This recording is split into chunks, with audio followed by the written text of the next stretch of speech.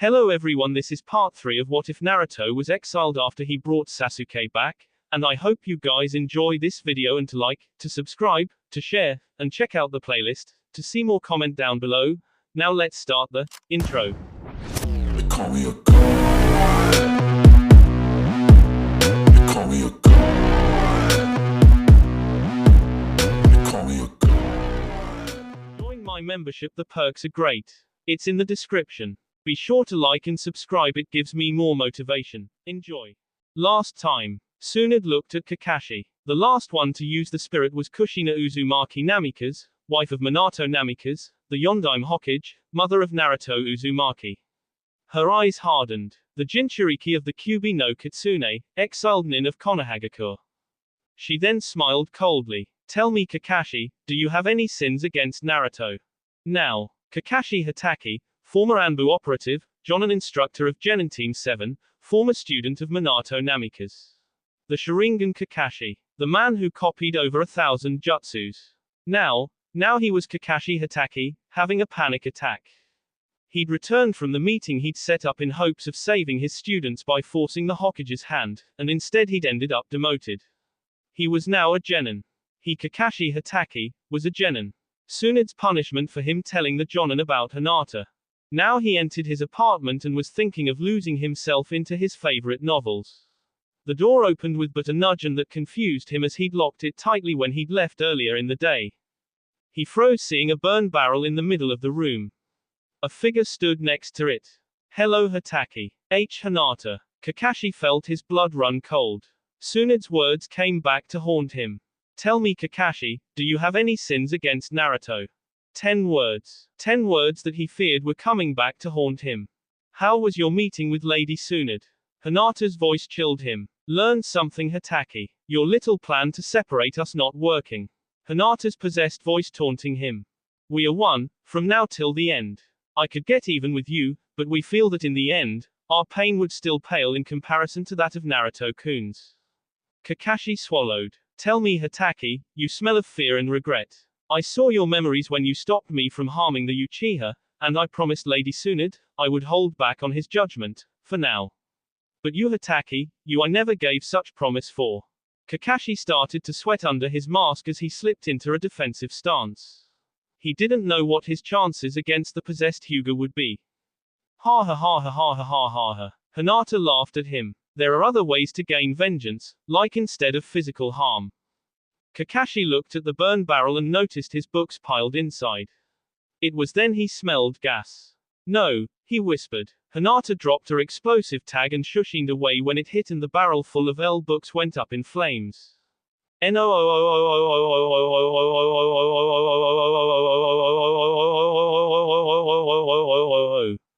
Kakashi's scream of terror could be heard all over Konoha. That is just the beginning, Hatake. That was for reading that trash when you should have been teaching Naruto-kun. Tomorrow we see what else your memories show me, Hatake. And with that the cold voice behind him vanished as Hinata shunshued away.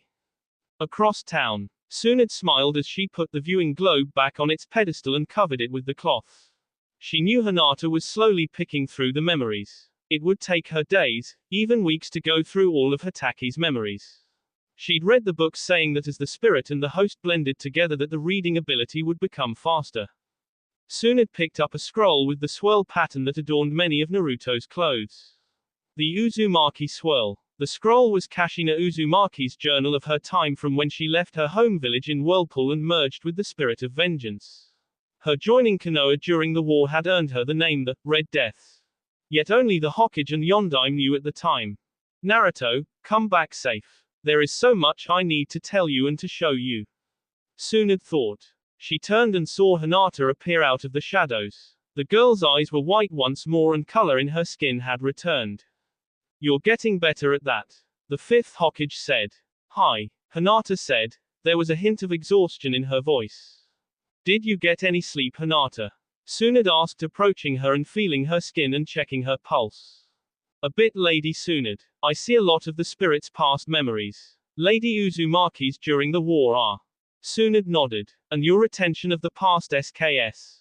Hinata sighed. It is slow going. The spirit and I are spending more time looking over Hitaki's memories. I feel there is something there concerning Naruto before he became his Jonin instructor. The white-eyed girl said. There was a knock on the door and both turned as Shizune entered. Sorry to interrupt Lady Tsunade, but Hiashi Hyuga is here and he's demanding to see his daughter. Tsunade scowled. Tell Hiashi that Hinata is in the middle of special lessons, and he will see her when she is done. Shizune sighed and closed the door behind her. Now, while you're here Hinata, let's continue your lessons as a healer. Tsunade said with a smile to the girl who cared for her adopted little brother. By Kami I will do everything I can to make sure they get together. Hinata will be good for Naruto, and he for her. Tsunade thought as she pulled out a scroll. Anno, why are you teaching me this? I'm a cur. Hinata said looking down at the floor. No you're not. Tsunade snapped at the girl. You are a sweet kind young woman. As the spirit said you are a pure soul. I don't feel pure after what I've done. The council members I, Ked. W what I did to Sakura. You are going after those who have harmed Naruto. Tsunade sighed and sat on the edge of her desk. I won't lie to you Hinata, it's a long list of those who deserve whatever you do to them. You and the spirit will be busy for some time. But I am looking to give you a life away from that. And when we have Naruto back, I want you to be more secure in yourself. To that end, I'm making you my apprentice, that means you will not be under the Hyuga Council's control, nor your father's. As my apprentice I am the only one you need to answer to. Hinata looked at her in surprise. I'm not doing it only to protect you Hinata. I'm being selfish. I see you, and I know you can be the best, better than me. The fact you care about Naruto is a plus. B but he doesn't know. H he just thinks I'm a weird girl. Hinata stuttered out. He cares about Sakura, and I attacked her. Tsunade sighed. You know what Sakura said and did to him after he brought the Uchiha back. I don't think he cares for her. I believe she destroyed whatever image he held of her. Now then. The door opened and Shizune could be heard yelling. You can't go in there. Hiashi Hyuga stood in the doorway, his eyes filled with anger. Hinata, he said, his voice the same cold tone he'd always used in regards to his eldest daughter. Come here, now. Kwai's mountaintop. Now Kit, let's talk.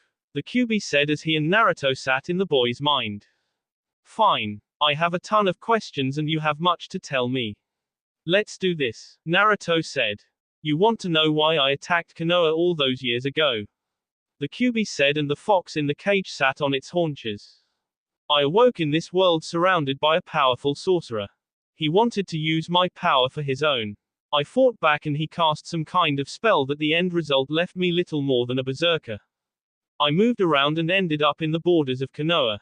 I was attacked by ninja wearing the same symbol you wore on your headband. They were with the sorcerer as I recognized some of them, so I attacked. At the time I had very little control over my actions as it seemed that I was on pure instinct. They led me on a chase, stopping to attack when it looked like I would break the spell on me, angering me once more and my anger fueled the spell I was under. Naruto listened as the QB said that the nin led him to the walls of Konoha where he was attacked by more nin. By then I was deep in rage and attacking all that crossed my path. They all wore the leaf symbol. I see now it was a ploy for me to destroy Konoha, but at the time I was out of control and it took the Hokage to separate my spirit from my body. So, some mystic attacked you and you in turn attacked Konoha, because they were wearing our symbol. Naruto summarized. He scratched his head. Well, Konoha had many enemies, so it's possible they stole the headbands and made it look like it was us. I regret what I did all those years ago Kit, but I now am angry because of what the villagers did to you. They treated you wrong, they attacked a child, and even amongst demons that is looked down upon. Children are precious, even to us. QB said. Why do you keep calling me Kit? Naruto asked after several minutes of silence as QB allowed him to absorb his reason for attacking Konoha. Ha, ha, ha. I call you Kit, for that's what you are. You are a kid, a child. And, at this Naruto saw that the QB seemed nervous. What? He asked. I see you as my kit.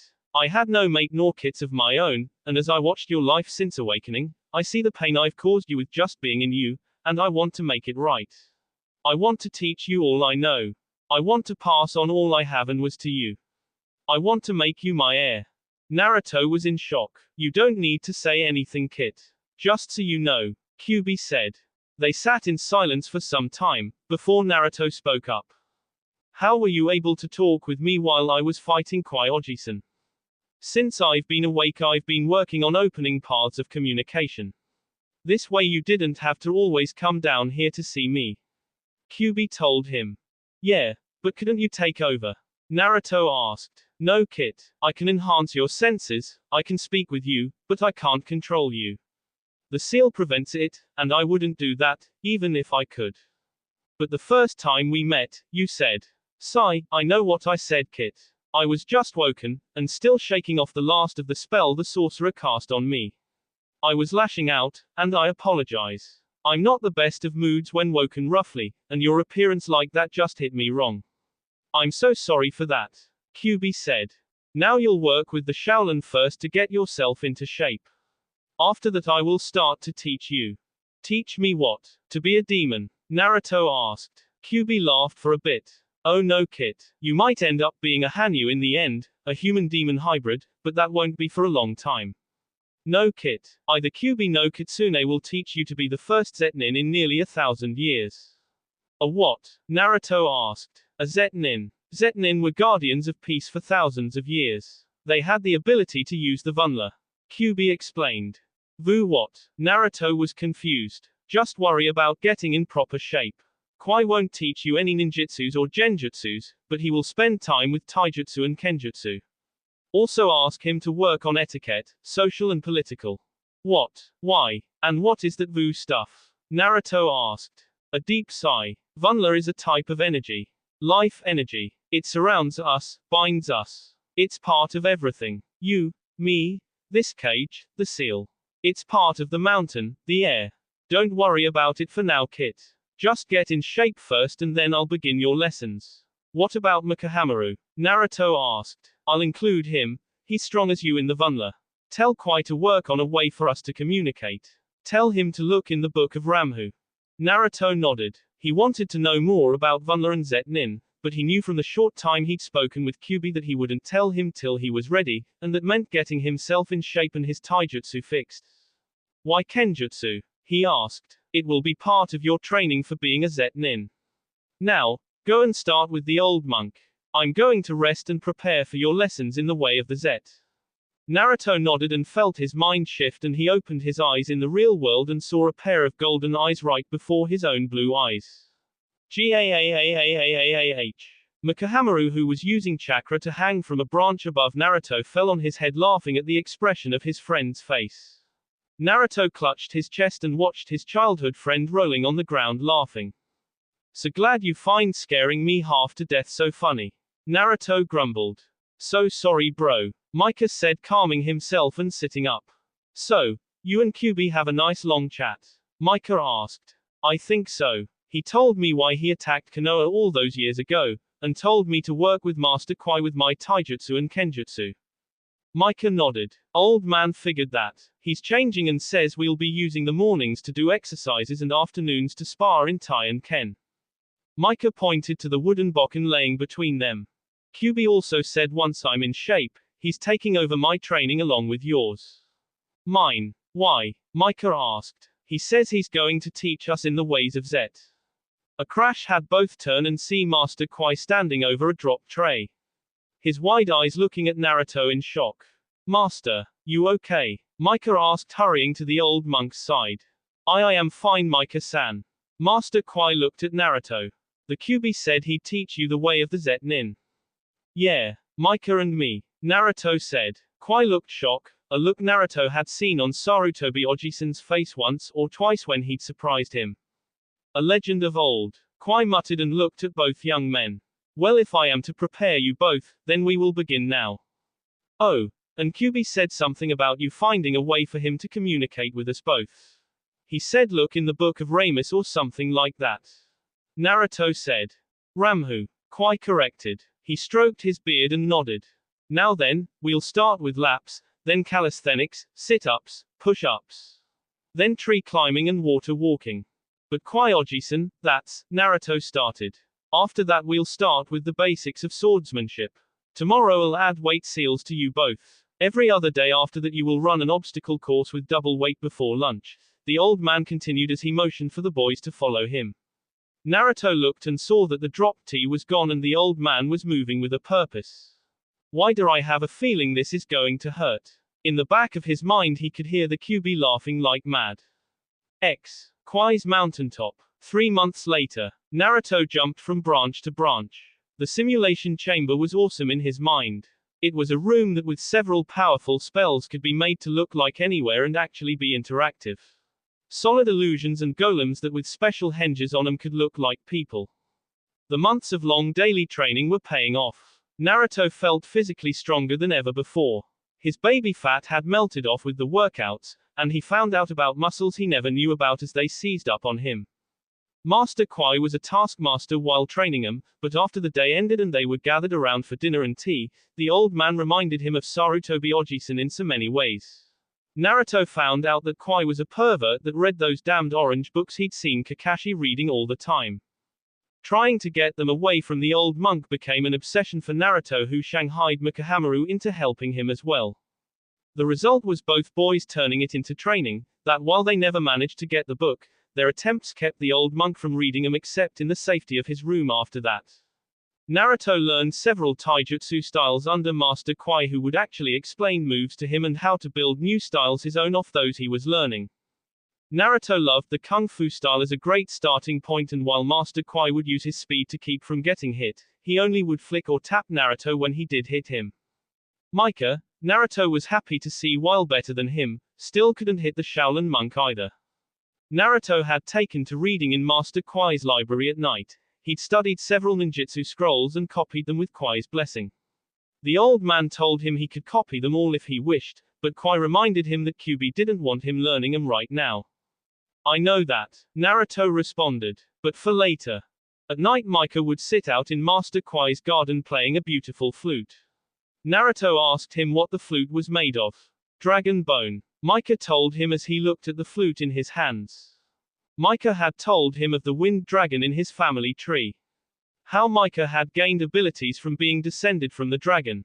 I heal quick, I have more stamina. My children, if I have any, will have my Kekkei Genkai of the wind. Naruto took it in and understood that should he have children, they would get one from the QB. He'd learned from Master Kwai's library that all Kekkei Genkai originated from low-level demons. The Byakugan came from the eagles. The Sharingan he learned had come from a low-level demon, a winged monkey. Monkey see, monkey Dekit. The QB had said in the back of his mind. He'd learned that summons were low-level demons as they were called. Naruto shook his head, leaping to another branch seconds before someone landed where he'd been seconds before, forcing him from his thoughts. He turned and saw Master Kwai standing on the branch where he'd been holding his bokken, and Naruto knew he'd just managed to avoid getting hit if the crackling of lightning was any indication. The bokken sported lightning runes on them that would give a light shock upon contact. Light shock my ass, Naruto thought. Master Kwai's bokken can knock out Gamabunta with a tap. He thought as he studied the old man. Hey Kwai Oji-san. He greeted his teacher. Naruto-san. The Shaolin monk said. He was dressed as if for battle and in ways taking on Micah and Naruto was a battle. You and Micah-san got separated by the log trap at the river. He said. Hi. But we talked about meeting up further ahead, taking 2 different paths. And weakening your chances. Kwai said, bringing the bokken up above his head with the tip pointing straight up. Naruto swallowed. The old man was damn good at this. He knew in the past 3 months he'd gotten better, but not enough to win a drawn-out battle with the old man. The only time they even pushed him back was when they double-teamed him. Hi, but then again, are you overconfident, Oji-san? Naruto asked and leapt. His bokken connected with the old man's and he landed on the branch, forcing chakra into his feet to stick to the branch. The past 3 months of control exercises had helped him greatly. He no longer struggled with it. Micah worked with him constantly that first month. Water walking and tree climbing, then fighting while using his feet to stick to the tree trunk. The falls had landed him in the water below, but it was a good and safe way to learn. The weight seals helped him build up strength and speed. Naruto backflipped away from a bokken swipe and landed, so he was off the trunk now, and he leapt again, his bokken striking Kwai's 3 times. Better Naruto-san. Kwai said, and after blocking he used an uppercut swipe. Naruto managed to lean back, but Kwai reminded him that he had feet as he swept Naruto's out from under him. Naruto hit the branch and rolled off, falling several feet to the next one below. He landed in a crouch and looked up and managed to bring his bokken up to block as Kwai had followed him down with a downward slash. Naruto could heard the lightning jutsus crackle as they impacted, and light sparks arced along the wooden surfaces. Good, good, Kwai said with a chuckle as he tried to hit Naruto with a nerve strike with his free hand, but Naruto blocked it and shoved the old man back. Kwai smiled. Yes, now attack me, he ordered, and Naruto needed no prompting as he sent a flurry of strikes and lunges that actually had Kwai take a step back.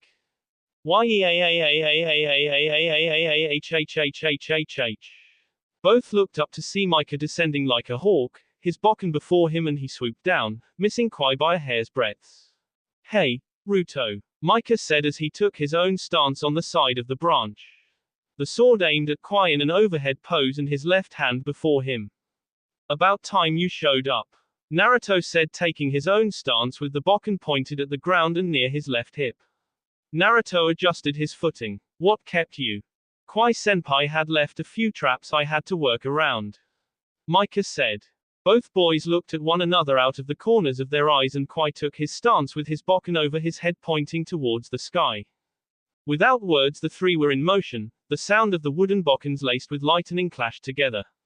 Naruto led off while Micah feinted, then followed Naruto's attack a second later. The pair had discussed tactics and had practiced on Tuesdays when Master Kwai would leave for his weekly shogi in the village, using Naruto's cage bunshin to work on their teamwork. Micah blocked an attack from Kwai and Naruto leapt over him to try a downward strike, but Kwai moved and Naruto missed. Your teamwork is exceptional, Kwai said as he blocked one then another attack, and he kicked Micah back before flipping to a higher branch. I am proud of you both. In 3 months of work you two have become a great team, says the man we can't even hit. Naruto grumbled, using the space that Kwai made to catch his breath. Kwai's had a millennia to master his SKS kit.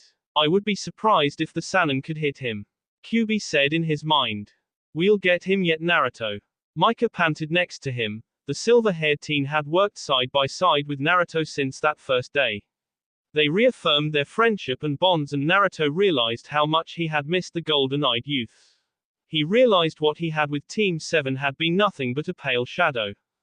Scissor on 3, Micah said. Naruto nodded and prepared to move when Kwai held up a hand. We have visitors on the mountain, he said, his eyes unfocused. Both of you go and wash up, you stink. Then come to the courtyard, Kwai said and vanished. I really need to learn how to do that, Naruto grumbled. Teleporting around has walking beat. Micah grunted and then smirked. Hold on. He smirked and Naruto felt the air surround them and they were lifted into the air. Flying is cool too, Naruto said, and they yelled as they zipped away at a very fast pace, the air around them speeding them along. They found Master Kwai speaking with an old man they recognized from their weekly trips to the village. They came out of nowhere. They took the women and children and took the crops. Kwai looked over his shoulder at the two young men. We've got to help them, Naruto said. Hi, Kwai said. Pack for a mission. Use the storage scrolls and be ready in 5 minutes, he told them. Both Naruto and Micah wasted no time as they moved towards their rooms with speed that would have made Matogai and his apprentice Rock Lee envious. Kwai looked at the old man. We will bring the women and children back, old friend, he assured him. Thank you, Kwai. I wouldn't ask, but most of the men are badly injured. The bandits came in quickly and without warning. Micah and Naruto were back, both outfitted for a mission. Master Kwai, Naruto asked. The bandits are heading down river. I will be going to the village to heal those that need it. Your mission is to rescue the women and children, and if possible bring the crops back as well. Both boys nodded. Use these, Kwai said and motioned. A pair of slender swords appeared in his hands. Micah took one and slung it over his shoulder. Naruto took the other slowly and then at the old man. You both are ready for this. I believe in you both. Naruto slipped the strap over his head and shoulder.